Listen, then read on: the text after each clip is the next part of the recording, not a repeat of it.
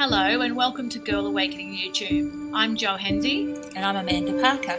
Enjoy this episode of Girl Awakening in all of its vulnerable sacredness. And remember to subscribe and share.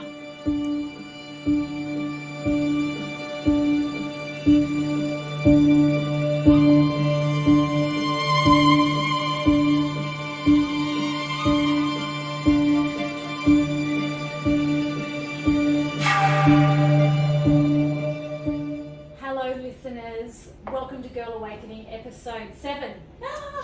Yay! Yes, power to the people. Power to the people. Power to the women. Power to the women. Yeah. Today we have another special guest. A very special guest. Would you like to introduce her, Amanda? We have Jaali Hendy come to share her awakening with us. So stoked because we've had some fun with Jaali. Yes, over the years. Yeah, and I have to say, one of the people that just comes into your heart and never leaves. And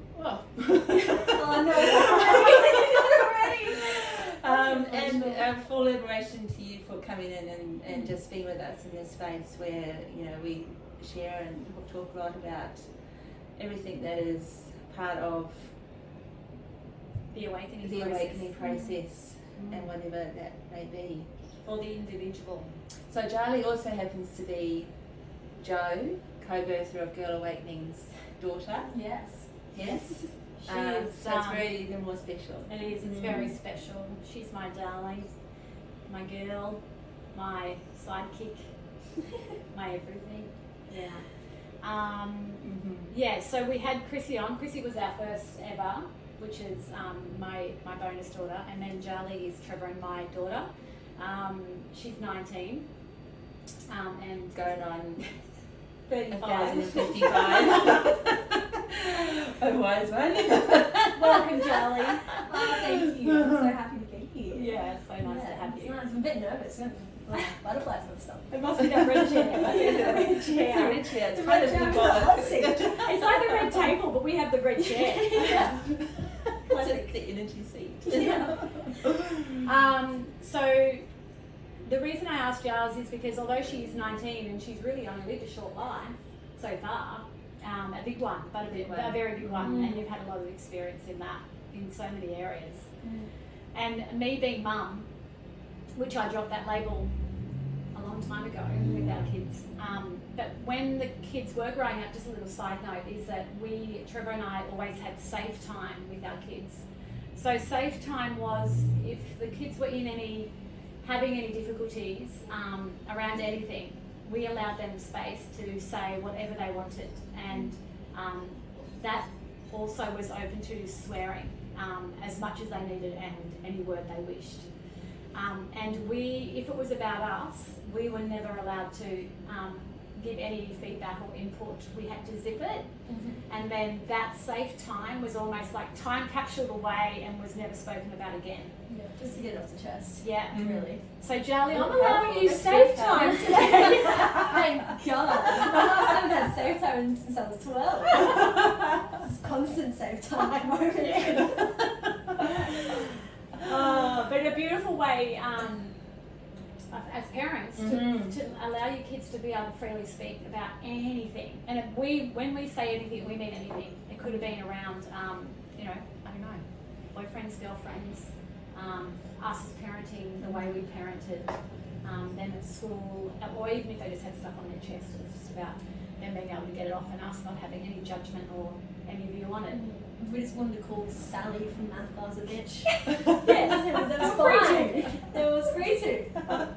And there wouldn't be any anger held the next day at school. Yeah. That was done. It's actually such a great thing. Yes. Well, I think just even listening to it feels very liberating for everybody, you know, to have that and not have it be something that carries over. It's just like zip it, done, Totally. let go. And it was very, like, in the way that you say it was such a safe space for us as kids. Because, like, whenever we were feeling angry or sad or whatever it was like, oh, Mum, can I just have some safe time for a second? And sometimes it would just mean us crying. I would cry and tell Mum I didn't like her and I wanted to be my mum.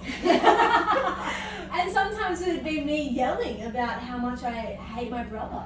But it was like all these things that I felt so strongly as kids, and I think because we were allowed to by you to feel them so strongly, we did. And we feel them to their full extent, and we let them out, and then I'd never think about it again. And they're normal emotions at the end of the Yeah. day, because straight away then I had a big flashback to my dad, and he was telling me off about something and actually giving me a smack. I think I was like 8 or something like that. Because we, and I stick to the point. I yelled at him and said, "I hate you. I hate you. Wish things like I wish you weren't my dad." And it's in an unhappy space when you're doing that. It's in a traumatic space. And then it's like, well, who says sorry? Like, Dad, does he say sorry because he was actually the grown up and saying that I'd done something wrong or maybe not in the right way, and I was stressed out and not receiving it well, or it's a messy situation, isn't it? How do you keep repairing that? So having a safe space, it's very much a opportunity to just be true, isn't it? Yeah, no, totally. Yeah, powerful. Absolutely. It'd be nice if we could extend the safe space out to more people in our lives. Yes. Instead of just our parents. Yeah. Imagine having that with like all your friends. Wow. Like how incredible would that be? Yeah. Just to like because I feel like friends are more of they're like a soft spot. Yeah. And for me anyways, like I can't, with friends that I love, I'm not that comfortable level to just like get upset with. I wish I could just have a moment to be like, oh, what you said actually kind of hurt me, or like, you're annoying me, instead of having to ruin a friendship, because I feel like that can sometimes happen so often that people don't know how to receive honest feedback. Yeah, no, totally. And it's all energy. When you look at it from a broader view, all of it is energy, and if we're not expressing it, it's building up somewhere. So, Giles, quickly, because I know you quite well. Yeah. You do. For a long time. For 19 19 years. You do. Just a little bit of a background on Giles, because she was always a special child, like all children are. I'm not just being biased. But right from when Jaali could talk, she would sit Trevor and I down, right from 18 months old. And if Trevor and I hadn't had a fight, she would sit us down and tell us what we were doing. And it was really confronting for your 18-month-old to sit you down and say, "Mum, you need to open your heart more, and Dad, you need to listen more." So it was neither and the beauty of her, and the reason why Trevor and I started listening, is that she was never wrong. She was never pointing the finger at either of us. She was telling us both what we were doing in that moment. And Trevor and I were like, okay, wow, she's Wise owl. She's a wise owl. So we always, whenever something was going down and Jaali had to say something, we'd always listen. So she's always been that little barometer in our family. And also when she was younger, she's had a grandfather that she spoke about all the time, and we could not work it out because there was no one there. She had her own bedroom, and she'd say, "Grandfather came to me last night," or "Grandfather's sitting in the corner and he said this to me," and "Grandfather this, Grandfather that." And we couldn't work out who it is. And then Trev was cleaning out his office one day and had a photo of his mentor that had passed. And Jaali pointed it and said, "Grandfather!" And it was Colin, who basically was very dear to us, and Jaali was in my belly when he passed. So interesting. Yeah, that was interesting as well. And he was probably Dad's biggest teacher. Absolutely. Yeah. Absolutely. So that's just a little background on Jaali. Now I'm going to hand it over to you, honey. The mic is all yours. Oh, okay. The mic's in my hand. Am I still talking about myself? Yeah. Can I just ask, like when Joe was explaining about sitting your folks down, and how does that, do you ever recollect that? How does that feel to you? There's one specific memory I have when we lived in Palm Beach, and I remember you guys were fighting over something.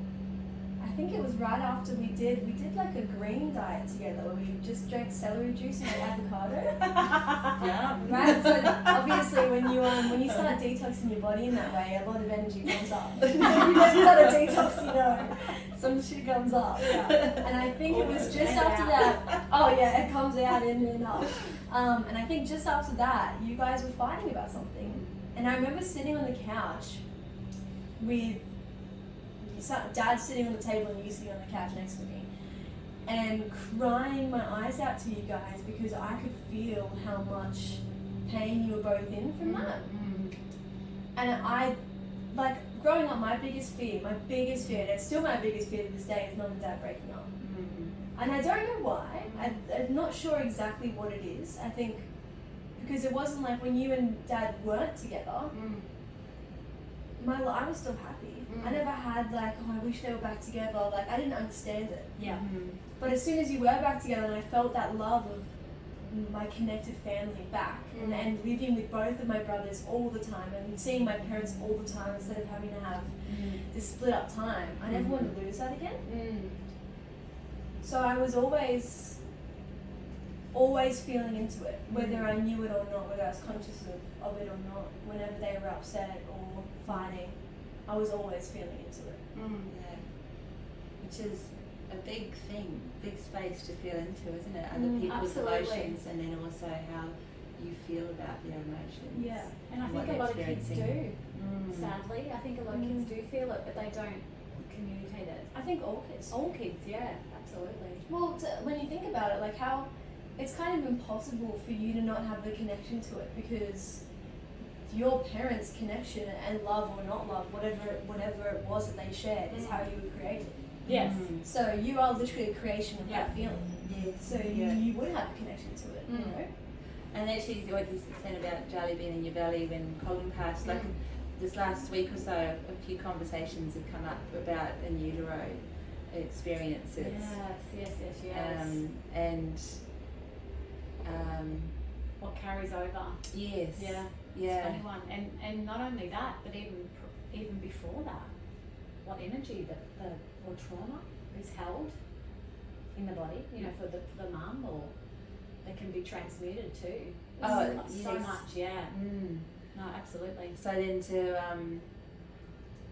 you know, so once you're present in the world and then aware of how good the connected family is in such a mature way, as Jo's explaining, that's kind of like, you know, coming in as a mentor parent yourself, isn't it? Like what Colin was to the family, like having Granddad come and, you know, come and chatting to you. It's almost like you're connecting with that energy very powerfully in yourself, aren't you? You know, it's part of who you are. No, so true. So do you want to chat about when you started to realise that, I don't know how we want to put it, the world isn't the way you thought it was, or yeah, totally. You know, like, I think for me, and I'm kind of like feeling this as I'm talking about it, I think it was more of a wave, because I was like born into the period of time where you and Dad were waking up for yourselves in one way or another. So I was always raised in the idea that what I was seeing wasn't what I was actually seeing. You know, so I always had that trust inside of me, especially growing up in our family. Yeah. But I think it wasn't until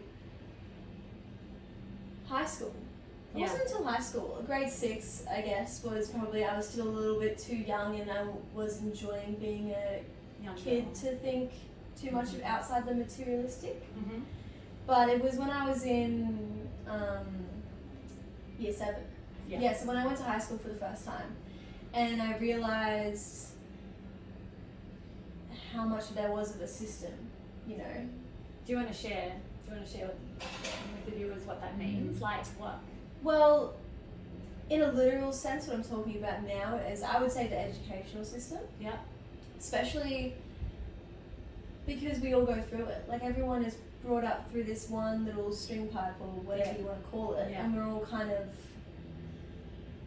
taught the same things from, you know, years and years and years ago. But we know so much more now. Yeah. So it's a system that's so old and outdated and unnecessary, in my opinion.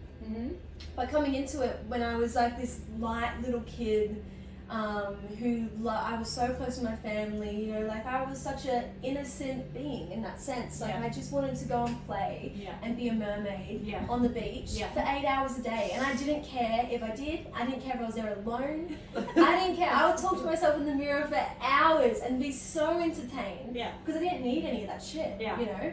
And then you get to high school and girls are wearing makeup and they're talking to boys and they're, you know, pulling up their skirts a little bit shorter than we did in primary school. And I'm starting to wonder, like, okay, so I'm feeling it. I'm like, okay, so this is something a bit more than just playing mermaids at the beach. This is like, we're getting into the real shit here. You know, like we're becoming women. Totally an adult. And at this point I'm still like, what, 13, 14? Like, I should still be playing mermaids. But, 12, 13. 12, Which is even, like, slightly off topic but on topic. It's crazy for me to think about that kids, young girls are even in a deeper system now with all the social media and stuff. Like, I see 12, 13-year-old girls walking down the street that I look like when I was 17. You know, and I'm like, oh God, I wish you could just still play mermaids at the beach for a little bit longer. You know what I mean?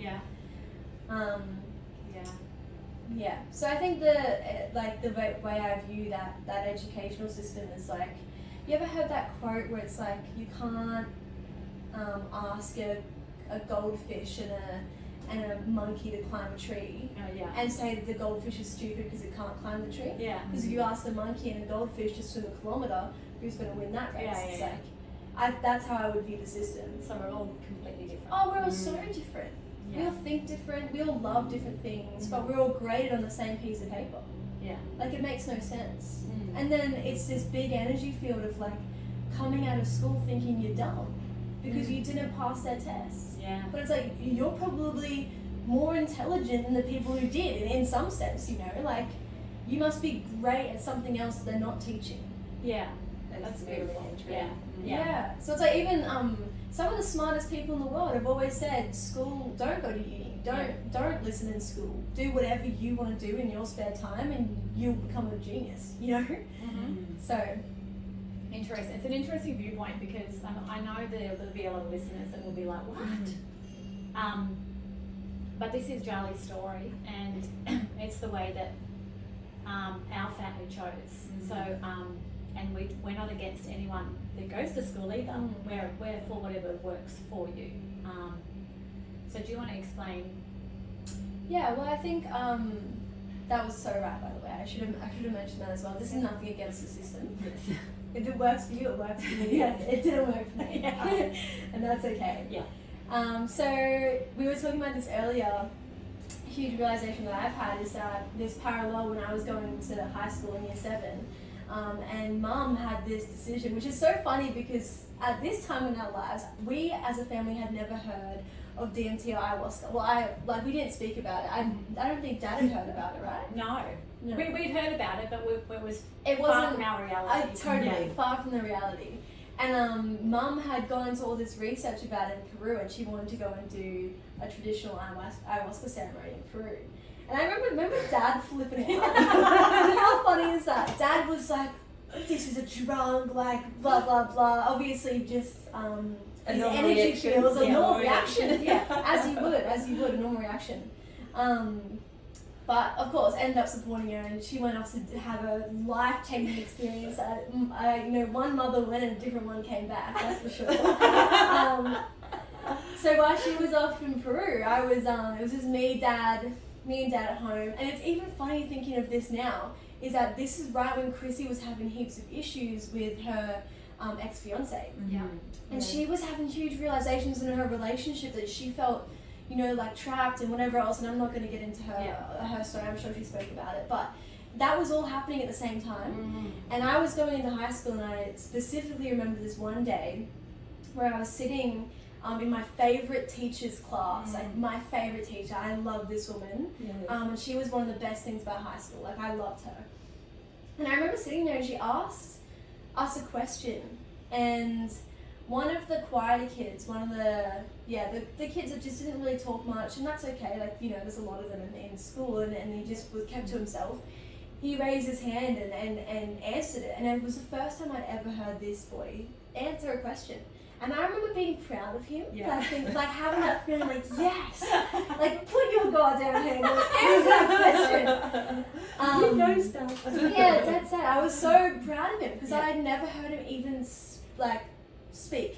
You know, so for him to put his hand up, and I was a confident kid, I was scared to put my hand up and answer the question, you know. But in one way or another, he didn't answer it, you know, correct quotations. He didn't answer the right thing. Okay. And she completely just shut him down. And this was like someone that I really looked up to.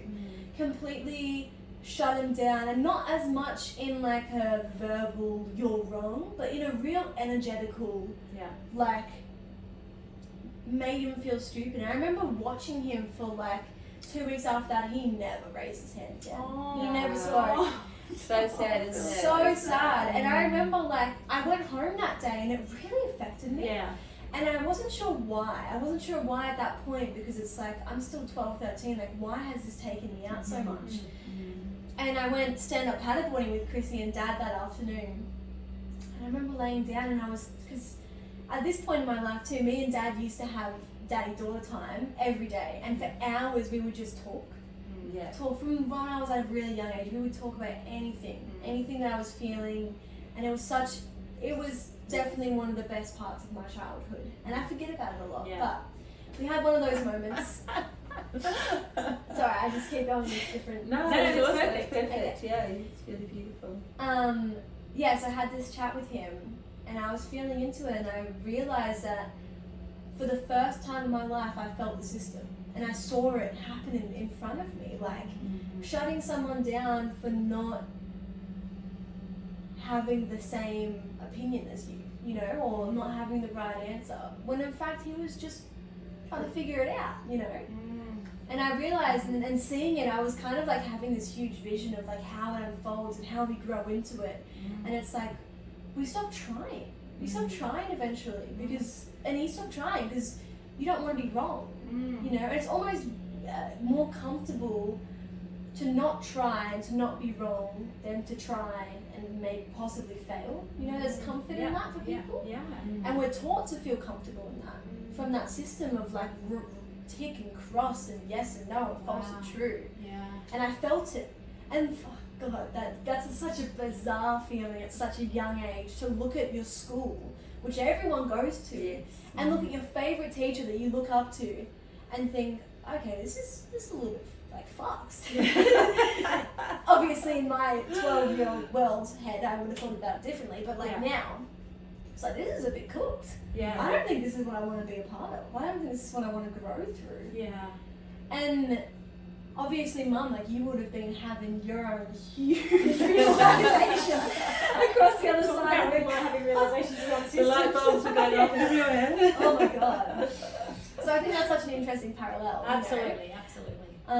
Well, we were in contact with each other, and I think I'd done my first ceremony, and I was having difficulty letting go, funnily enough. And someone said to me, one of the shamans said to me, think of someone that you love, like so much, that just think about them. And so Jaali was literally popped into my head. She was the first person. There's plenty of people that I love, but she was the first person that popped into my head. I didn't know what she was going through either, on the other side of the world. And I remember having a huge breakthrough in a ceremony because I just connected with Giles. And then that next day, which was I think the afternoon for you guys, we spoke, and Trev said to me, Jaali's having some major realization. He said, the first thing he said, I don't know what's happening for you over there, but Jaali's having some major realization. She is breaking through currently. And then they explained what was happening, and I was so excited for her because I get emotional when thinking about it. Because I was the veil was lifting for me, and the veil was lifting for her, and I was just so happy that at 12, you know, I was thinking, God, what was happening for me at 12? You know, it's like speaking of the devil. Trev's calling listeners by this. That's always the way. Keep connecting. He's always connecting you. What's happening? So we were both having this simultaneous awakening. So let's keep moving, huh? So tell so this is when you started to. Does it keep it's keeping recording? I So yeah, Yes, yeah. great. It keeps. It keeps. We're all a bit distracted Yeah. currently. So you came home and you spoke to Dad Yeah. about what was happening. You were having. Yeah, so I came home, spoke to Dad. It took about a week or two before he got on board. I was like, I don't want to go back to school, I don't want to leave. Yeah, So so about a week I ended up just like not. But what did he say to you?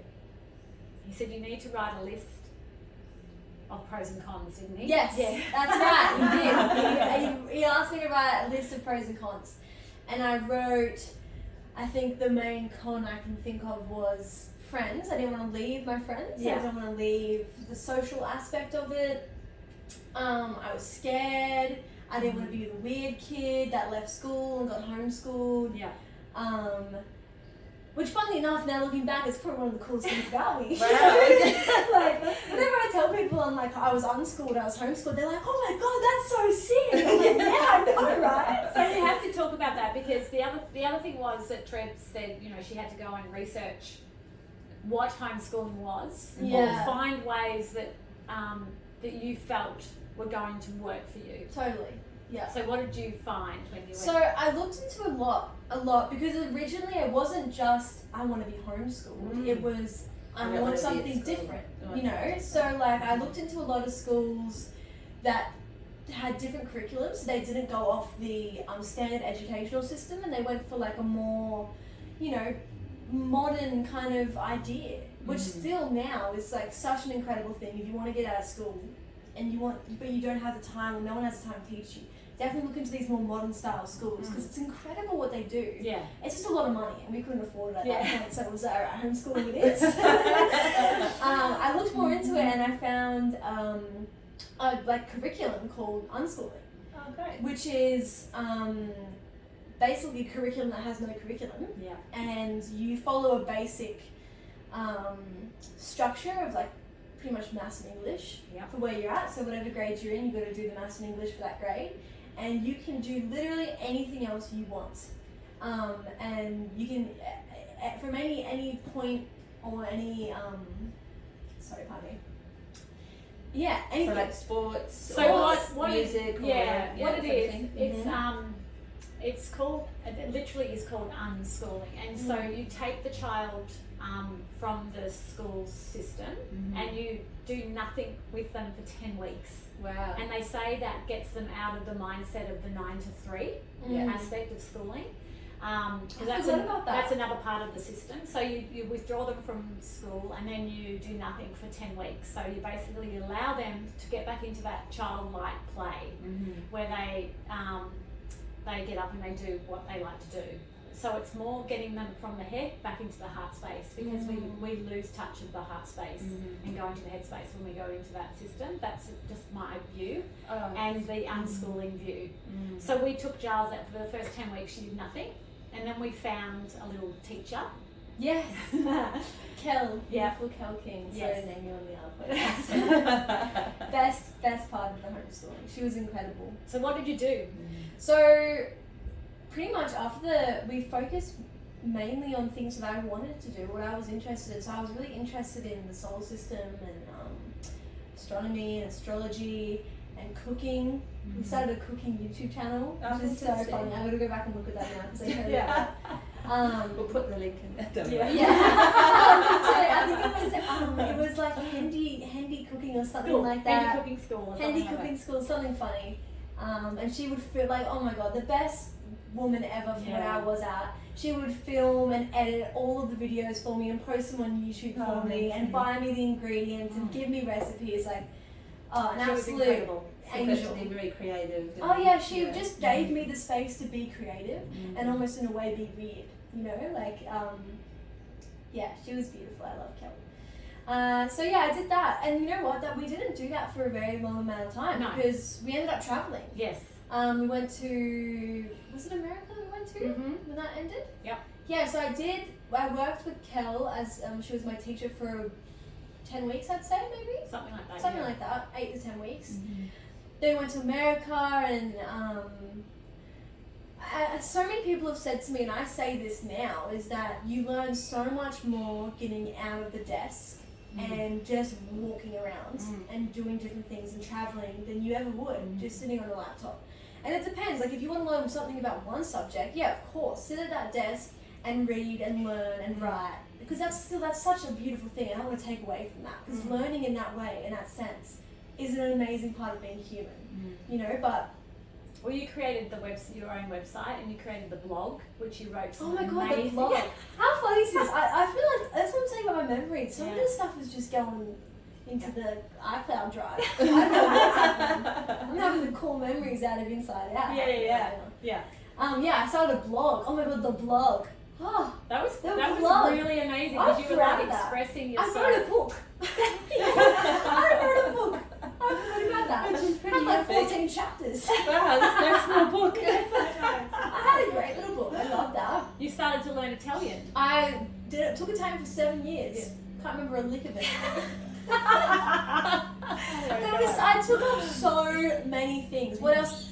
Special effects makeup. I did it. I got really into special effects makeup, Which is pretty awesome. which fun. was so much fun. You did a course on that. I did a full course on it, Yeah. and I used to, when I was homeschooled for those, unschooled, sorry, for those 3 years. I was so into makeup. I loved just creatively putting on makeup, and I would always do just like funny looks. And I would spend every single dollar that I made from my little Sunday job on makeup, and I would spend probably 5 hours some days just putting on makeup and then talking to myself in the mirror, like doing like a tutorial. It's like I had a YouTube channel. And then I would just take it all off. And just get on with my day, go for a surf. I was also doing surf life saving at that point. Yeah. So I was really into like a schedule of getting up at 4:50, going for a swim for 2 hours with the squad. And then I'd get home and make breakfast. So it was really healthy. Like honestly, I was such a healthy kid, and I hung out with everyone older than me. So I think I probably matured a lot in that sense, because I was always surrounded by people.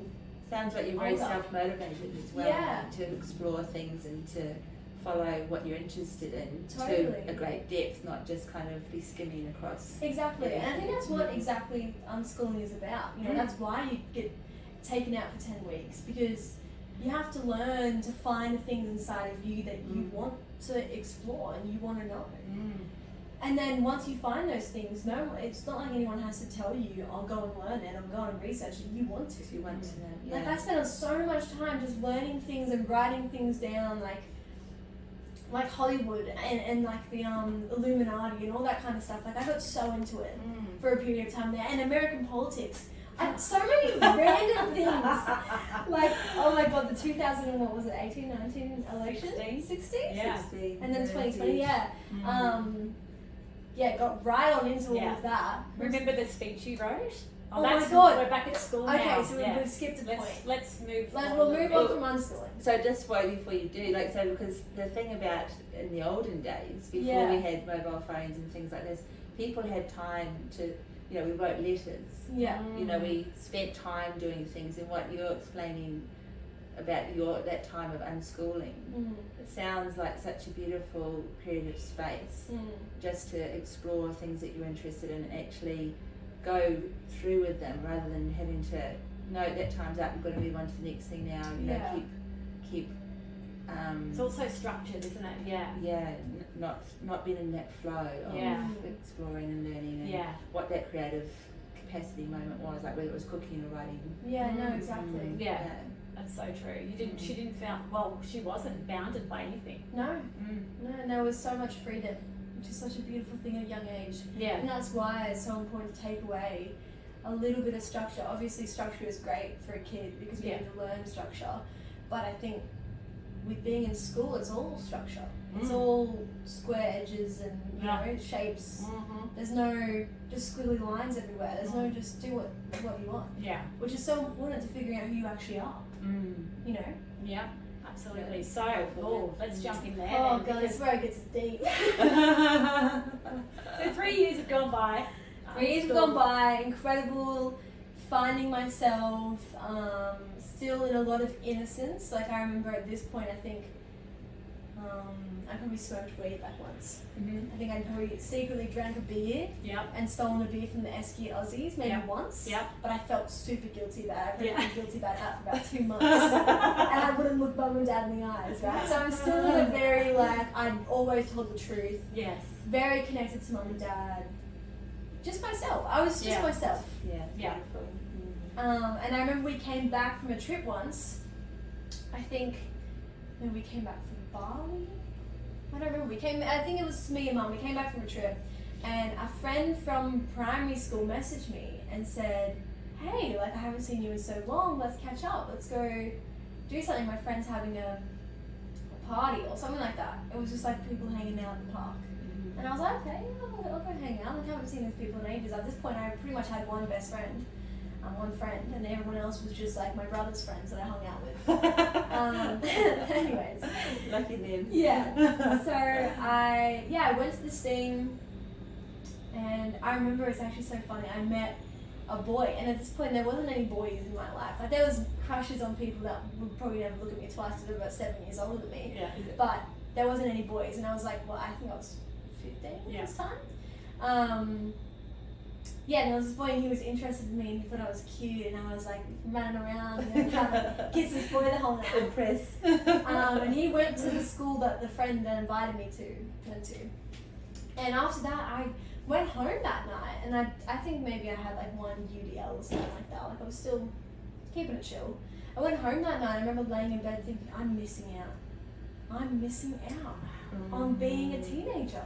I'm missing out on the partying and the boys and the drinking and the looking cute and putting on makeup and wearing short skirts and crop tops and going to Burley to get ice cream with the boys. You know? Like, I thought I was missing out on all this stuff, and I genuinely believed it. There wasn't a part of me that thought, no, what you're doing is just fine. Yeah. That's just an illusion. I never thought once what you're actually thinking right now is a full illusion. Everyone in that illusion wants to be out of it, but you won't be in it because you can't see how much of an illusion it is. It was looking pretty fresh to you. Oh yeah, the grass is green on the other side, yeah. and that is so true. Not. Yeah, no. Did someone put milk in my tea? Top it It's up. all illusion. I'm just gonna stop it because I'm worried. Remember last time we had Yeah, a that's phone what I call? thought. I was like, fuck, that's. What time is it that you stopped it on? 36. Oh, see? It's not stopping. This is a real illusion. See, This look is at the Ned Headers Tea Party. See, It's it's not doing that stopping. thing again. Yeah, where I think it stopped recording. Like it was 34 or something. Or Yes, 36. it won't stop. Yeah, 36. But shit, stop it there. Stop. Come back. Alright, that's all fine. Let's start this up again. So this is what happened with another episode with you, Jazz. Bailey called, and I've got it on flight mode, so it shouldn't be picking up. Yeah, it shouldn't. Oh, you know what I need Did to you do? lose all the audio? Focus. Do not disturb. That's what I should have it on. Alright, so let me... Technical difficulties in the house. There's always one which kind of makes it, each episode memorable. We finally got it to the point I shouldn't say it because I don't want to jinx it, that we can record off the audios, the mics. But we always do a double just in case. Yeah, it's definitely smart. Mm. God, it's hot. Isn't it? It is hot.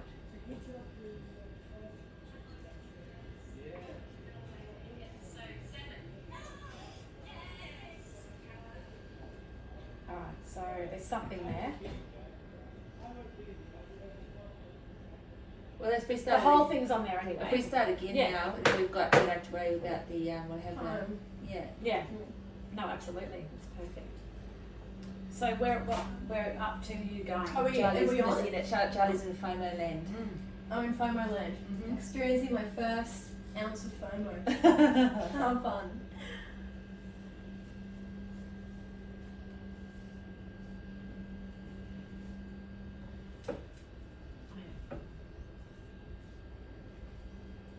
Okay, we're back. We're back. So they must have felt quite surreal to think, you know, everything's wonderful.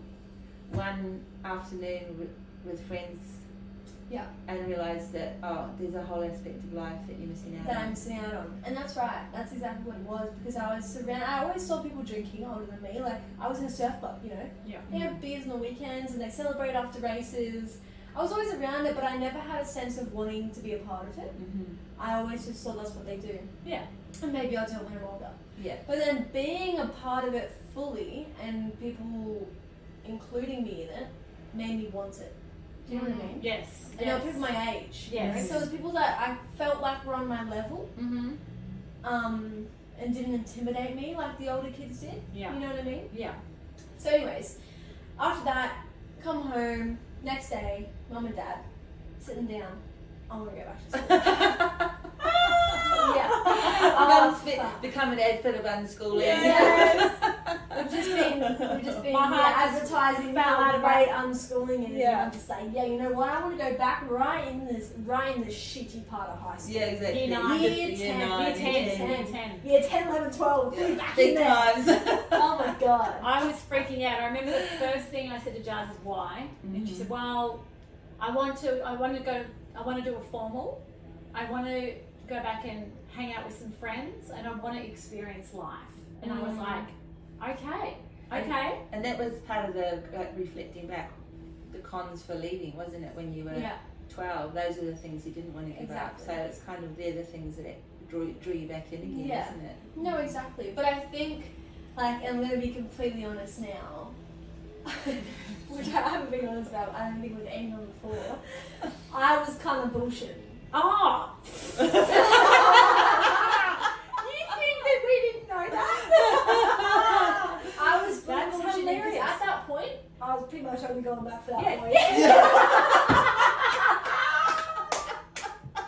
To be so honest with you and myself, I was just like, you know what, I'm in love with this boy and I'll go back. I'm going to have lunch with him at that break. He doesn't want to be an unschooled girl.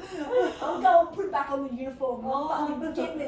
That's hilarious. And you know, I did say to Giles, I remember saying to Jaali, because like we were so, I mean, we've always been proud of all of the kids, and we've tried to give them as much space in that experience realm as possible. But I remember just being so proud of Jaali, because everyone used to say to us, "Wow, she doesn't go to school, but she speaks so well." And I'm like, you know, those poor kids, you know, it's like there was this judgment on homeschooling, you know, and Jaali was just so eloquent, and she could speak to anyone at any age and hold a conversation. I was so proud of her. So when she wanted to go back to school, I was like, "Oh, okay." And then all I said to her, this is the only thing I said to her, is that, "Honey, please, when you go back, all I want you to do is hold your space." And she said, "Yes, Mum, I promise I will. And you know what? Is that hits a really heavy place in my heart, because I remember you saying that. And I remember promising you that I would stay true to myself. And spoiler alert, I did not stay true to myself. I'll tell you what, I didn't hold any fucking space in that place whatsoever. Well, you're jumping away into the deep end of the pool, Oh my aren't you? God, I It's jumped. I think there was a part of Trevor and I that knew that was going to happen. It was almost like the vortex. You know, there's a vortex. There's always a vortex around us, and it depends what we're pulling into that vortex. And she was pulling in a lot of old FOMO. Old shit. And at this stage too, my older brother Bailey was going through a stage himself, a pretty dark, heavy stage. And I remember, and I talk about this a lot with people when I'm opening up about this, is that I remember specifically, there was one night where there was a huge fight between all of us, and Bailey was trying to run away from home or whatever else. And I remember hugging him on the balcony, just like gripping him, bawling my eyes out, saying, "Can you please stop? Like, please stop doing this. Like, everyone's breaking apart," because it was Bailey. Like, he was my best friend and Mum's boy, and it was like, it was so hard for all of us. And I remember that night promising Mum and Dad, "I'll never do this to you guys. I promise I'll never do this." And I thought it was fucking worse than it. That was horrible. You can have no concept, really, can you? Yeah. Like at the time, like to know what that's worth, is it? Totally. Your space. Yeah, and I think right now, especially before I dive into all of that stuff, I'm really working on that guilt with myself, because I carried so much guilt from the promises I made to my parents about not being, staying true to myself. And I think now that I'm saying it, I feel like I play it off as like, I feel guilty towards them, but I think I feel guilty towards myself and my little girl inside of me that I just completely threw away for bullshit. Because I was so, like, looking back at who I was, and I was ashamed of that person when I went to high school. But now that I've grown and I've come back to me, I'm like, wow, I was such an amazing little girl. So smart, so confident, so open, lovely, sweet, like capable and independent, and I was just, I kind of punched her in the face, and I was like, fuck you, you're not good enough. You're not good enough for this school. You're not good enough for these people. And I'm still trying to work that back. That's a powerful moment, because I think that's, everybody struggles with being good enough, but nobody's aware that the person next to them is feeling the same way. And as you say, you're thriving, and you're giving all that away to go and fit in to this, sparkly stuff. Yeah, it's almost like the balance I think you needed for the person that you are today, is that you needed to have that experience 100%. to complete. 100%. Don't regret a moment or a look at anything that I did. Yeah. Because I wouldn't be who I am without that. Yeah. And I know that's not a typical thing to say, but like, I wouldn't have realised how important all these elements of who I am are if I didn't be the total opposite of them. To realise that's not what I want, and that's not what I'm connected to. Absolutely. No, absolutely. And just for the listeners too, you don't have to go through these experiences. No, don't go and do a bunch of drugs and totally get away from yourself to figure out where you are. Some people, it's different. As we've known with all that, everyone has a different experience, and we all learn differently, even though we're probably all going for the same outcome. Absolutely. We all learn different ways.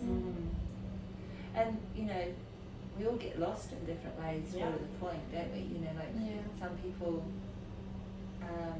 how we get lost is really the thing, isn't it? Totally. So what happened in that time, Jazz? So you went back to school. Went back to school. I was excited, and I will be honest, like I did for the short period of time during my first year back, I did stay true to myself.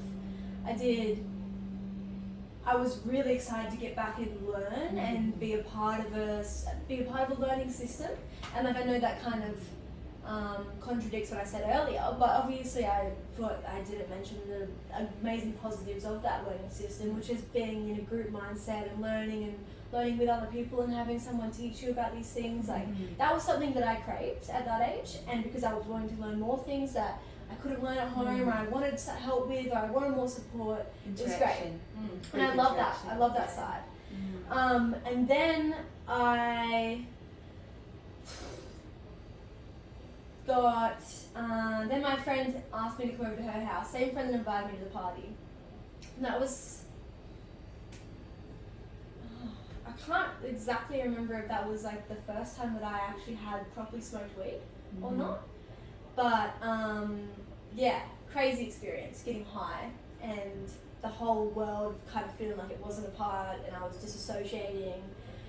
And I kind of fell in love with it a little bit, because it was like this full escape. This escape, because I had felt everything my entire life so deeply that when I smoked weed, I didn't feel pretty much anything at all. It sounds like also that responsibility, that you having this innate responsibility in your nature. So I started smoking weed on a very regular daily basis.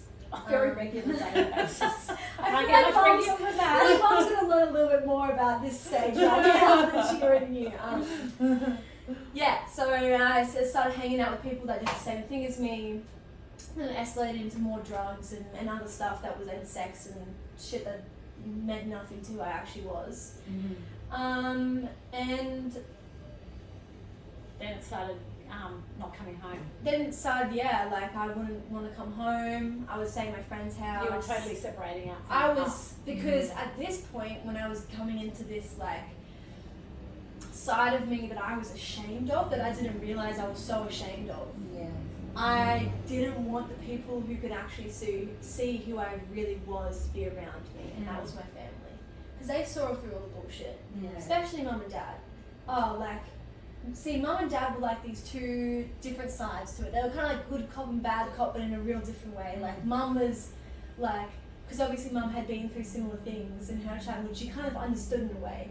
Whereas dad was like, absolutely fucking not. Yes.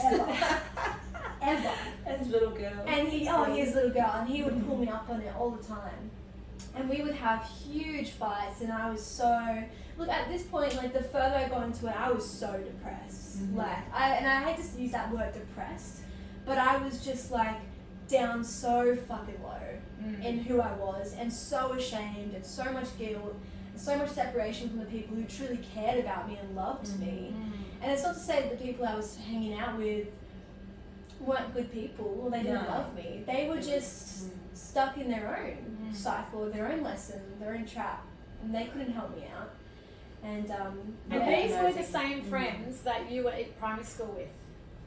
No. Some of them were. Some of them were, but I ended up separating out from them. Yeah. And they ended up going down a whole different path. That I'm actually, I hope they're okay now. You know, like, but different paths. I'm glad that I kind of veered off a little bit, but I still did just as bad. Just as bad. Yeah, it's an interesting one as a parent, because you want to help, and you want to hold on, and you want to get angry, and you want to yell and scream, and there's a part of you that knows that that's not take them and lock them away from it all. Yes, keep them safe. Yeah. So basically, Trev and I, we literally had to almost like let go and trust that what she knew already and what she'd been brought up with was still inside of her. Because there were some times where she would be gone for a couple of days, and I would be in an absolute mess, and Trev would be like, let's just call her back, and we just try and reach her, and I had to trust that what she knew and what we taught her was going to be enough. Because the more we tried to hold on, the more she wanted to run. No, it's so true. And it's so funny now that you're saying that. I remember the first time I actually ran away was when we were in Melbourne. And one of my old friends from when I was unschooled had got someone sent her a photo of me smoking weed. I think a bomb or something like that. And in my school uniform, funnily enough, and sent it to dad saying, I'm really worried about Jaali, like this isn't her, like, you know, I don't want to snitch on her, like she's my friend, but I definitely don't want to see her do this. Yeah, she's totally looking. Which at the time I didn't understand, because she was like one of the first people I ever smoked weed with. Yeah. Like, she was just as bad as I was, but I think because she was just a little bit older than me, so she was like, Jaali's not doing this. Yeah. She's not going down. She's not becoming this, you know? Like, and I look at that as such an appreciation now. And I would do the same thing if I saw someone else doing that. Takes a lot of courage, doesn't it? Oh, yeah. To do that too, because you can lose your friend. 100%. But it's always worth it. I'm so grateful for her. I don't speak to her anymore, but like I always got a love for that person, because she made a big difference in where I was at. But yes, we were in Melbourne, and they told me, you're grounded, That's and right. one of my friends, and this is so funny, one of my friends was, her parents were away, right? And this was my first ever proper high school party. Oh, okay. And the boy that I had the biggest crush on was going, new boy, by the way, I moved on from the other one. This boy that I was completely in love with, and I was actually in love with him for pretty much the rest of high school, was going, and I was like, there is no fucking way I'm missing that out. I am missing out on this goddamn My party. parents are mean. No, there's going to be joints and cruises, and it was like the most exciting thing that happened to me all year. Yes. So we get home, and I fucking pack a bag. And you don't want to be the only kid that doesn't go. Yes. Well, there was no chance of that happening. No, and so we're on non-speaking terms. I walk upstairs to unpack my suitcase. I unpack my suitcase, repack a bag, put it inside the suitcase, and then walk downstairs, and Mum's like, where are you going? I'm like, I'm just putting my suitcase in the garage.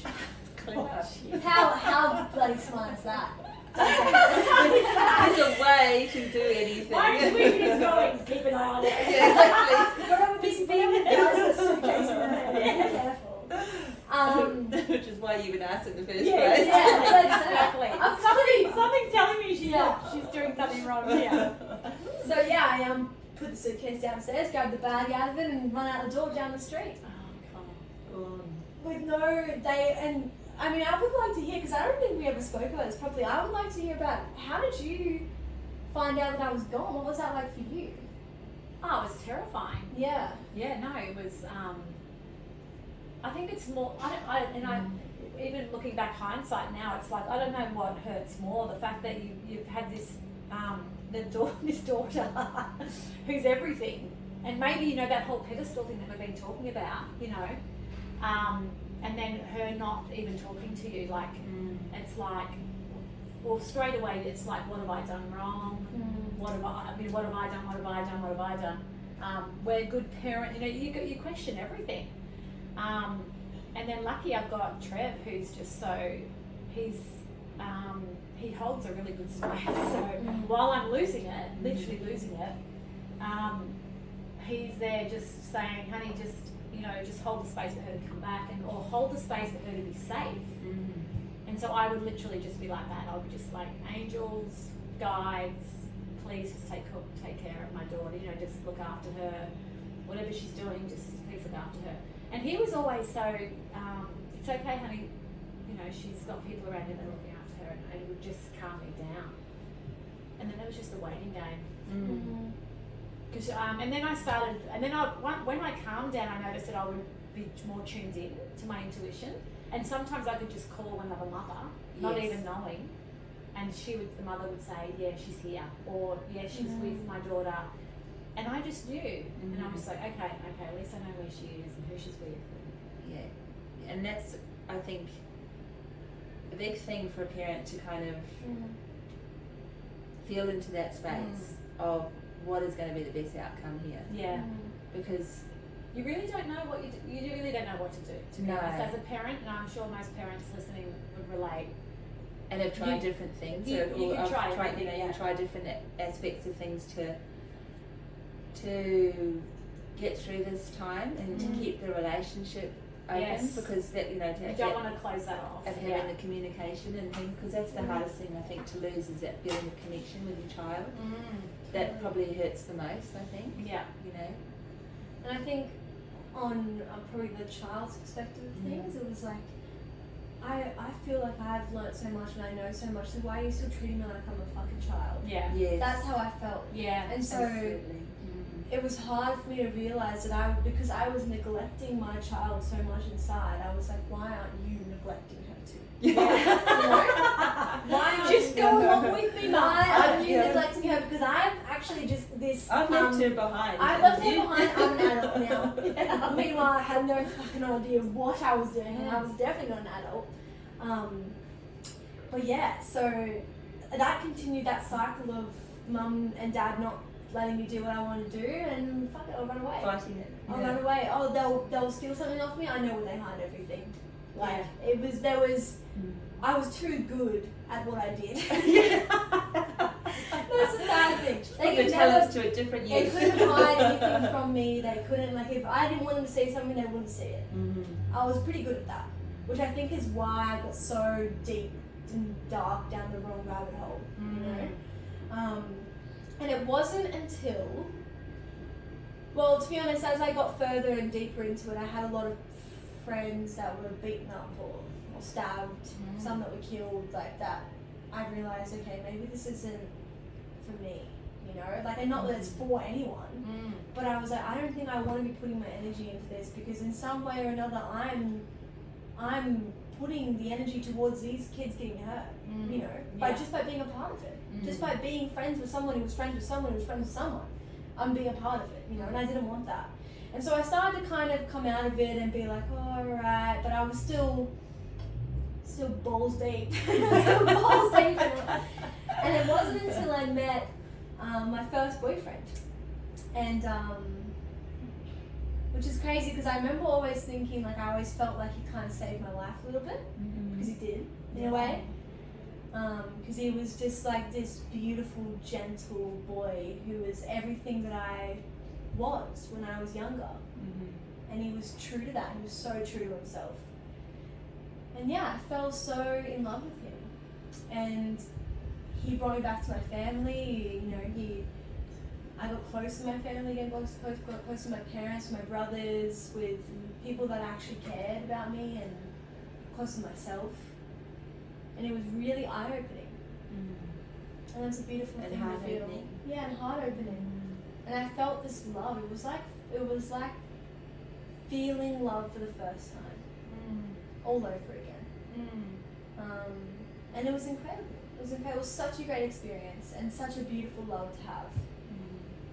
And that was where I think for me, I came back into the up of my kind of roller coaster and So awakening. how long was this dark night of the soul? I was literally thinking, so this was like your dark night. Yeah, this was 2.5 years Yeah. that I went through that stage. And I met my ex-boyfriend in January of 2020. Yeah. Yes. 2020 or 2019. It was 2019, only because No, it was 2020, was it? Oh, No. it was because one, it was the year that I was supposed to graduate high school, and two, it was the year that all the lockdowns started happening, which was Yeah, it 2020. was 2020. Because the lockdowns didn't start until 2020.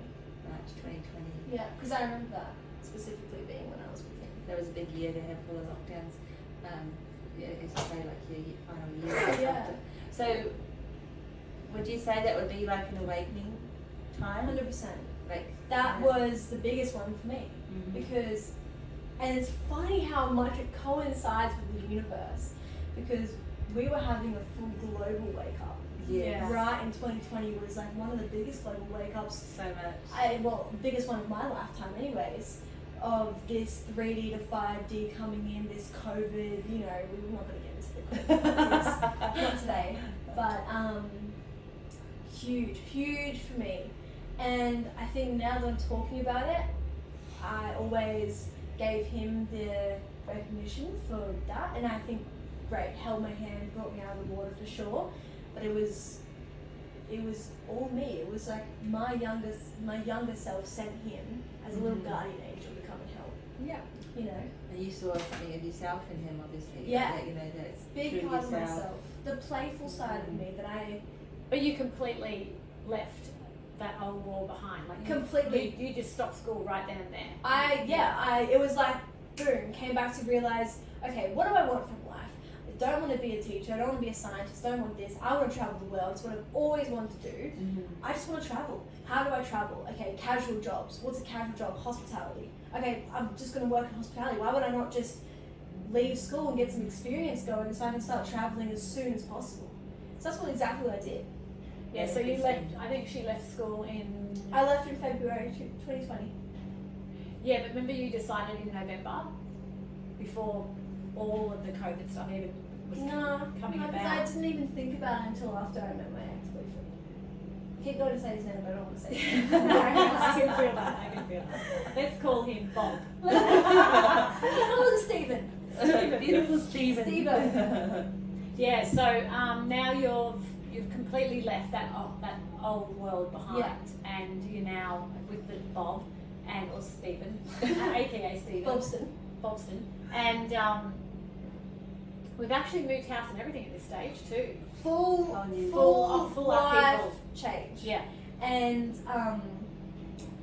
I looked again, it was like boom, once again, sucked straight out of the vortex, looking at the vortex from the outside going, okay, here's a system again. Yeah. This is a system I don't want to be a part of. Went balls deep in it, Yeah. realized I swirled around in it, I like Washing lived it, machine. I became it, Yeah. and now I've realized, okay, that's definitely not what I want. Yeah. And that's why I don't regret any of it. Because like, I could never have known how badly I didn't want it until I had it. Yeah. You know what I mean? Absolutely. That's how we know.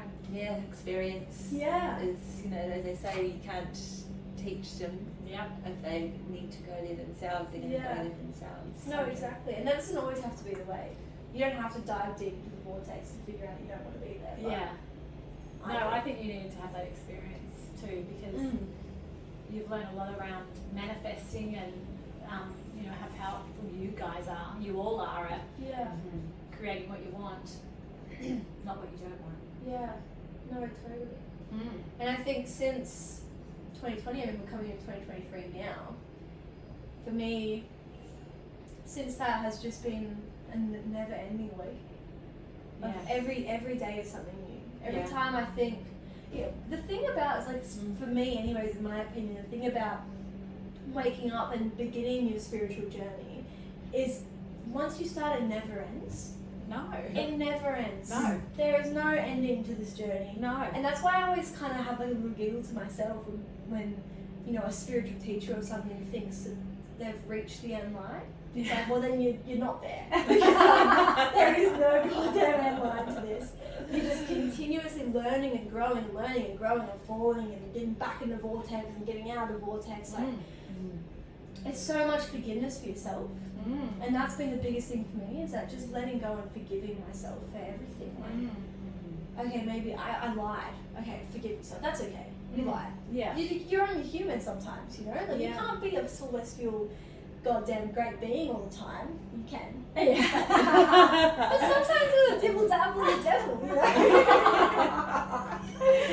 I just wanted to quickly chat around relationship, because we had a beautiful chat this morning around that. Yeah. And what you've been learning around attachment and relationship and what that means for you. Yeah, no, well, I was, me and my current partner, we were on the beach today, and I was kind of feeling, like I've been feeling it lately, is I feel like we're just friends when we hang out, because we just have this friendly, like, best friend kind of way, like how I feel when I'm, with my bros. Yeah.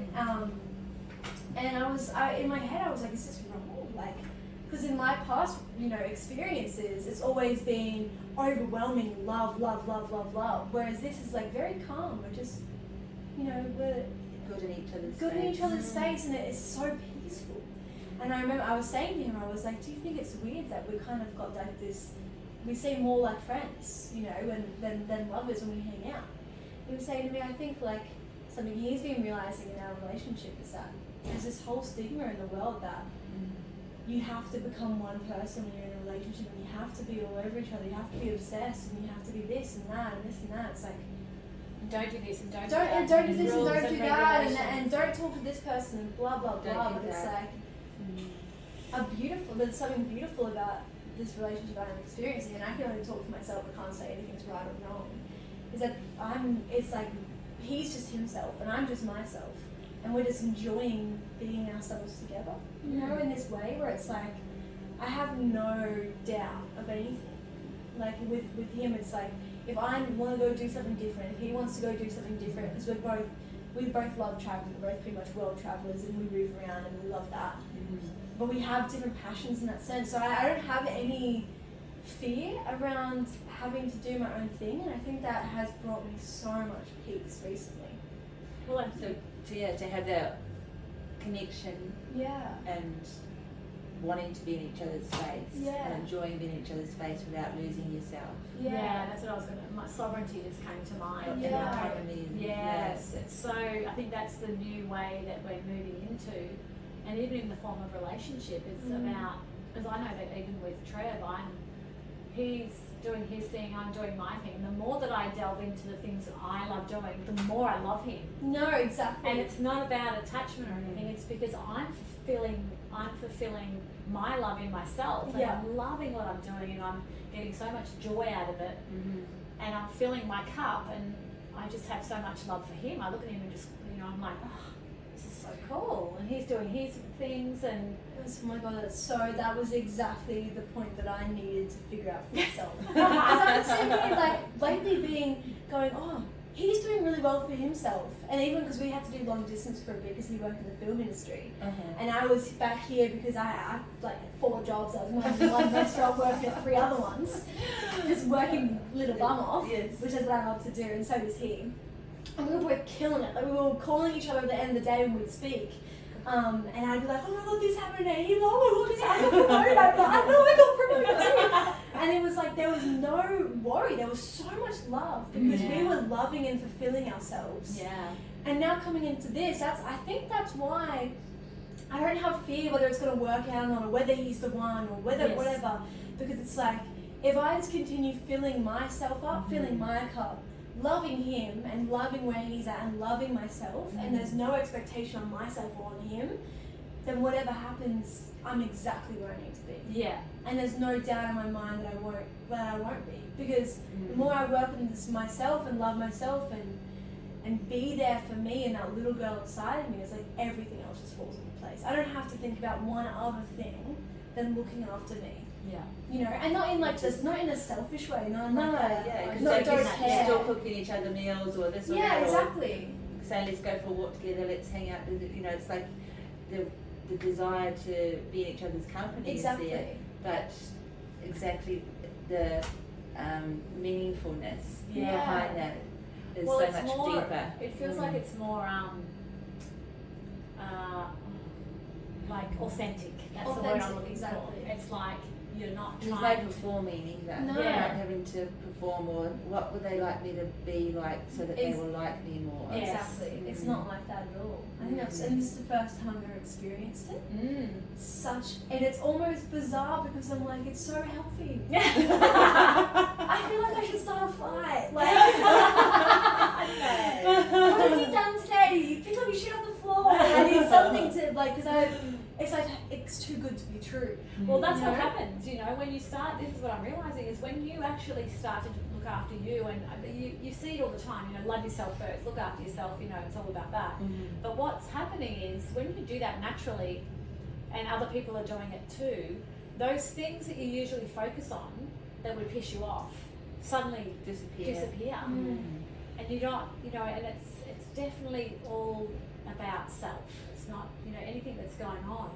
But we're not programmed for that though, because like we're kind of taught from an early age that it is selfish to put yourself first. Oh yeah. And you know, those feelings of guilt and come in for so many reasons.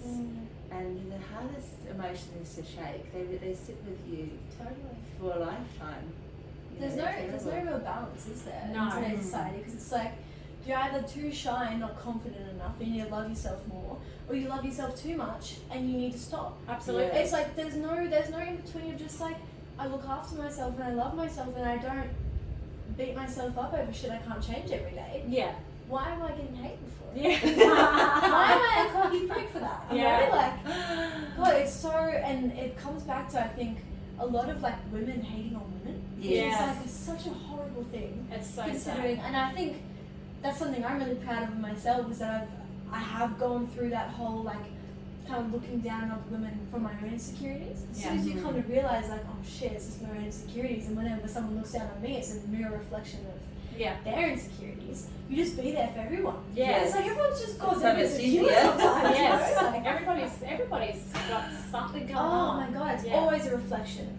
I've been having this conversation a lot lately around the feeling of having to tell people, you know, their fuck ups or whatever, you know, their mess ups or, and I've been realising that we already have everything going on and everything negative going on in our own minds, that the last thing we need is somebody else telling us, you know, and like just how compounding that is. And I think it's You already for feel parents that too. you're at Yeah, some level. exactly. Yeah. We all have that feeling inside. We don't need anyone pointing it out. And I'm realising that more and more, and realising just how we need to be more gentle on everyone around us. On everyone around us. Yeah. And you know, the world would be a better place if we just started really. praising instead of going pointing out why they were. Absolutely. Looking at the wonderful things in people and how wonderful they are, and and focusing on that. But if your cup's not full, it's really hard It's really hard to do that for somebody Totally. else, isn't it? Like Yeah. if you're not feeling energy in yourself because you've done something good for yourself Yeah. or something that make you feel happy, it's really hard to do that for somebody else. No, so true. I think, and that's something that I spoke about with Dad a lot when I was younger. It's how we, as humans, we waste so much time focusing on so many things at once. Yeah. Got to make the wife happy. Got to make myself happy. Got to save money for the mortgage and get the house and get the dream car and get promoted at work. It's like we focus on so much that we don't actually get anything we ever want. Yeah. You know? But if you just focus on one thing that means so much to you and aligns with your purpose, everything else will just fall into place without you even noticing. Yeah. You know, and that was coming out of school. That's all I did. I focused on one thing at a time, and it was like all the time I was like, "Holy shit, how are you here? Oh, this is great! Yeah. I'm making money. I just got a car. Like I'm going to do this. I'm going to do that, and I'm living the life that I've always wanted." And I had this fucking great moment yesterday in the car with my best friend EK. We were driving down to Brunswick just to hang out because we didn't get to hang out much because I still work 3 jobs. So, and she works all the time as well. And we got this song playing, and I was looking out the window going, "Holy shit!" Like this feeling inside of me was like, "This is the life I've always wanted to live." Aww. And if the girl, 8-year-old me was looking at 19-year-old me about to be 20, she would be so proud of where I was at, and what I was doing. Like, I'm about to move to Japan. Yeah. Like, Take on. I was trying to taking get with Northern I'm done with Australia. I'm quite enough here. Time to go and learn Japanese and figure out what I can do for myself there. Yeah. No, it's just like, Which is an incredible feeling, isn't it? To feel that satisfaction, fulfillment, connection, Totally. just joy, isn't it? And I think the beauty of it is that feeling that doesn't mean my life's perfect. No. It doesn't mean everything is exactly where I need to be. It's like I'm the feeling of being exactly where I want to be in life is more so that I'm in the exact mindset I want to be right now. Yes. And that's that I trust the universe, I trust in everything, I'm just letting go. Yeah. And letting go has been the biggest blessing for me. And I guess for older women listening, it's probably like, oh, it's easy for her to let go because she's 19 with no responsibility, no kids, no house, you know, like. And I think for me, that'll be a challenge one day to figure out how I can still keep this mindset when I have more on my plate. Because right now, it's like I'm still free to do what I want. Absolutely. And I'm loving that. So I think the challenge now is coming into my 20s and coming into figuring out where exactly I want to be in the next 10 years. Is how can I hold that, let go and trust? Because that's such a freaking hard thing. Well, I think right now you just said it, let go and trust. Yeah. And don't even focus on that. Yeah, how can I hold on to the let go and trust? That's exactly Isn't that the trap? That slippery little sucker. Yeah, exactly. I actually saw something the other day that I was like, wow, and I can't believe that I'm only learning this right now, but that anxiety is all about thoughts of the future and depression is all about thoughts of the past. Yes. And I was like, whoa, Yeah, like mind blown, like that just blew my mind. That And blew it's my like, mind. yeah, it's Crazy. like, okay, to hear all these people that have anxiety or have depression and, it's because they're just not here now, you know, and like, I know it's such a cliche saying, but it really is, if you can really just be wherever you're at in that moment. You have to train yourself, and that's Yeah. literally what I was getting from what you were saying is like what you're practicing now is your way of living, a way of being, is kind of going to be your hardcore default way of operating. Yeah. If you can master this now and carry that through with you, then that is your way of being, isn't it? No, and totally. not that it's always going to be easy or that there aren't any challenges around that or because mortgages do take a lot of effort or kids, all those sort of things, but it's a mindset, it's the way It's so true, and it's overriding the way that we've been programmed up till now. Like, absolutely. Why does it have to continue? Exactly, and I think that's what's happening too, and that's the blessing of all these young people coming through, that you guys have a new template. There's a new blueprint being formed that you guys can create infinite possibilities from there. It's like we've grown up in this world that's been so systematic, and it's like No, so true. there's definitely a new template being formed, And a divide as well. Yeah. In that, because coming into like this whole 3D, 5D world, I mean, this is just from my perspective, being 19 and being a part of this, Gen Z kind of thing we've got going on with TikTok and all the rest. yeah. There's such a divide in people who are waking up and realizing I want to experience and I want to love and I want to forgive and I want to let go. And there's the whole other side of people that, I don't want to do so much into it, it's way too political for me to talk about. But the ones that want the job and the job, and then getting yeah. so far away from who we actually are, you know, and the trap and the famous and money and out of touch, like so out of touch. Yeah. And I guess it's everyone's own lessons. Yeah. There's no judgment. There's no like, oh, you're wrong and you're wrong. But it's like more so now than ever. I'm like, my friends around me, especially, are like waking up and they're doing what they want. They don't have this pressure of need to be this or need to be that. They're just loving themselves. Yeah. And it's such an incredible thing because I've been realizing this for a few years now, or my whole life. I've been kind of fed this idea. Yeah. And I'm coming into it and I'm living in it.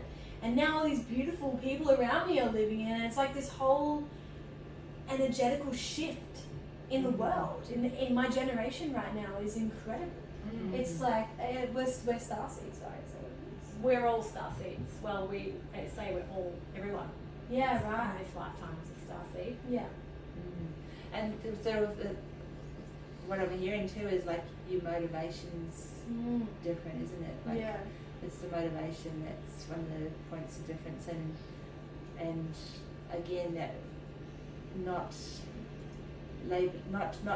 putting yourself into that box of having to do what's been done before, or by staying in the same job Yeah. for my mum's dad had a depression in the concrete where he stood in his job at the workbench for 40 years. Wow. When he left, I mean, that was his Yeah. one and only job his whole life. I mean, Wow.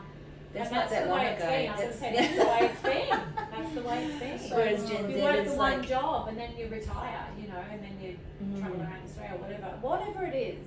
But I get what you're saying. It's like it's been this shift that people can create whatever they want to create. and to trust that, okay, if I don't stay here, I can find something else that will be in line with what I'm craving or desiring, or and do it in a way that has integrity and things like that. It's not about the slash and burn or those type of things, but being true to self and true to motivation and your motivations. That's a very powerful dynamic. And then you sort of have to come around and say, okay, well, am I doing that? Can't be wrong, because if I stay, I'm not going to be, and say this job, whatever, I'm not going to be happy. I want to do my best job. My boss is going to be happy, or I'm going to be the boss, and my staff aren't going to be happy. It's a flow and effect, isn't it? Where if everyone's sitting in their flow, that it creates flow around you, doesn't it? Absolutely, expansiveness. We're about time up. Wow. It's gone so quick. It's like flown seriously. by. Did you want to add anything else to the end of that, Giles? Do you want to say anything else on that for our listeners, for our young listeners? I think probably my biggest thing that I'm working on right now, and I think everyone else should remember, is just forgive yourself. Especially forgive the people around you. Like, forgiveness is the most powerful tool we've got. It is, isn't it? Because we blame a lot. Let yourself off the hook. We blame everyone, we blame ourselves. Just forgive. Yeah. Forgive and let go. And holding a grudge against you or anyone else is not going to help you go. You won't go anywhere. It's like a chain being wrapped around your waist, tied to the bed. You're not going anywhere. Yeah. So just forgive, let go, That's and love beautiful. yourself. Yeah, like the tattoo says, let go and trust. Let go and Surrender. trust. And I've got I love you. Out of my baby. Yeah. Well, on that note, I love you. I love you. I love you guys. I'm so happy to be here. This has been amazing. Thank you so much. Yeah, It's thanks been for a real coming on. joy. No worries. Yay. Yay. Bye. Bye. Oh, that was very that was literally so